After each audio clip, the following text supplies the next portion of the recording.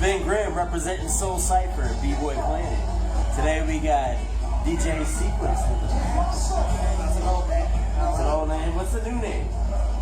New name is West. West, that's right. But let's go with cQuence. cQuence. I'm feeling that shit. Let's do it old school today. That's right. Speaking of old school, what inspired you to say, hey, I want to be a DJ?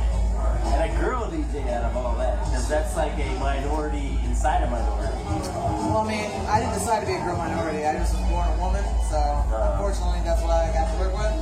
But dance floors inspired me to be a DJ. Like, I was a B-girl for a long time, and you know, there came a time as a B-girl when I started, going to more raves, because we wanted more space to just like basically dance.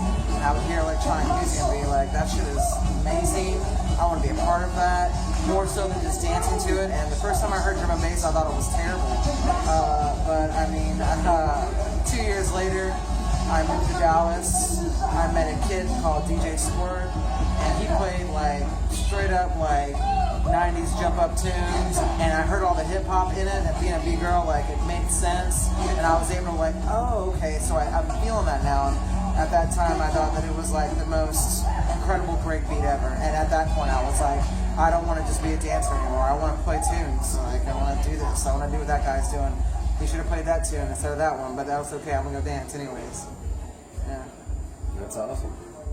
So was there, besides that guy, was there anyone that like made you feel like you needed to take it to the next level? Like you need to go and do this kind of as a career and go out and, play shows like what you're doing right now? Well, I mean, I think that was always the goal, I've always been a musician. I've been in tons of rock and roll bands, metal bands, ska bands, jazz, hip-hop bands. And so, the idea of performing for people was always the goal. It was always the goal, whether it was 2 people or 200,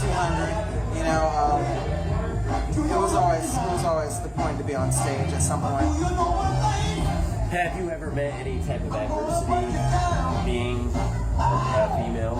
Being a female, being a black person, being actually interracial, being gay, and being super alpha personality. Of course, I've had tons of adversity, but I think it's made me a better person. I think it's made me be able to see the scene, not as a challenge, but as an escape, regardless of who has any problem with what I didn't choose for myself. I didn't choose to be a woman or Black Reporter Weekend. I didn't choose to be fucking gay. I did choose to fucking play drum and bass though. I chose that, and so that's mine. No one will take that away from me. So yeah. But that's okay though. If you got hitters, I guess that means that somebody's paying attention. Yeah, you're doing it, man. Indeed. What year did you come out here and start doing DJ? September 99. It's a very poignant part of my everything. In September 99, I moved out here, and I didn't pick up my first record and actually start playing until probably 2001. And I got a little gig up in the River Market area of Kansas City, Cup and Saucer, every Wednesday from 9 until midnight. They closed hella early, and it was just a little coffee joint that did not mind the extra attention, and I didn't either. It was the best residency I've ever had in my life. To this day, best management, best team of people to work with, best guest DJs. Shitty sound, absolutely shitty sound. I recall that. Hey man, when it was fun. Yeah. I didn't have the money to spend on it. Getting $25 a week. I spent that shit on rent, ramen noodles, and records. Yeah. The DJ struggle is real. It is so fucking real, man. The musician struggle. Indeed. Whether you're rapping or playing the drums or playing the guitar or fucking xylophone. If you play music for a The cowbell. That's a hot job. I had a triple cowbell on my set. I didn't attach to the top of my turntable, and every time I was like, I think the crowd will love that. So is there any new school people out that you're really feeling right now that like really inspire you to like take it to a new level? Well, I mean, locally, I would definitely say Josh Wink has his shit together. You know,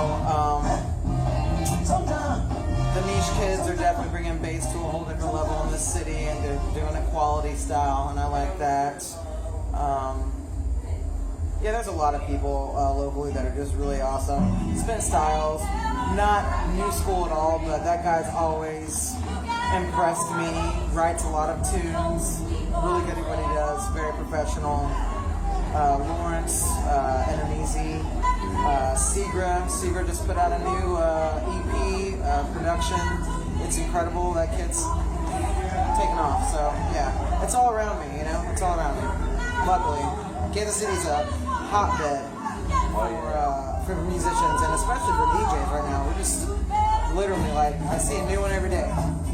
Yeah. So yeah, a lot of good local stuff. What's in the future for you right now? What are you looking at? We got any projects going?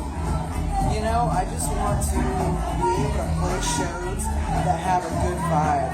You know, I don't want to get caught up in just playing shows that are money-making, like rave.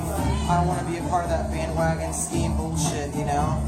I'd rather just go into a place and create a great atmosphere and create a place where everyone actually wants to dance and, you know, maybe have a couple drinks or not, whatever. I just, for the future, I just don't want to be a part of anything that is felonious.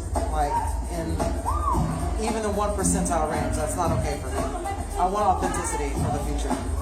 No matter whether that brings money or fame, it's got to bring authenticity first.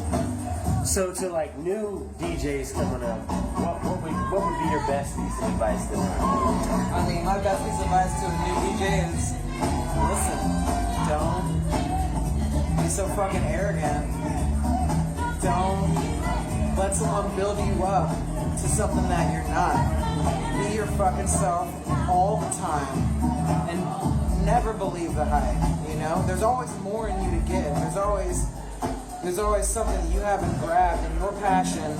And I think a lot of new kids come out here and they get all like, "Ooh, I was on stage 5 times," and their friends are like, "You are the shit," and then like they just stop trying after that point, you know?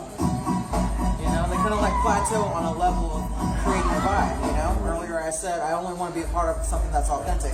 And I feel like these new kids give a shit less whether it's authentic or not.